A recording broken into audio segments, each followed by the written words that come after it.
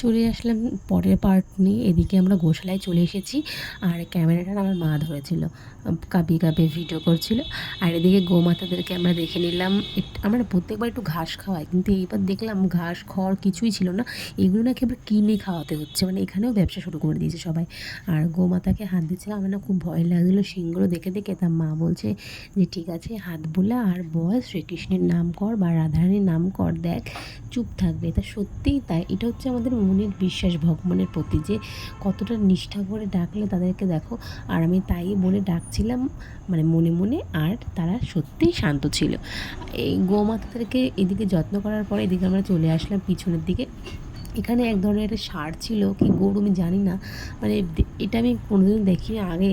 একটু অন্য ধরনের মুখটা ছিল, তো এই ফার্স্ট টাইম আমি দেখলাম। আর এদিকে না প্রচুর ছিল গোমাতারা, এদের আলাদা করে রাখা হয়েছিল, তো সেগুলি আমরা ঘুরে ঘুরে দেখছিলাম। আর এদিকে খেয়ে নিলাম আমরা ফেমাস ক্ষীর।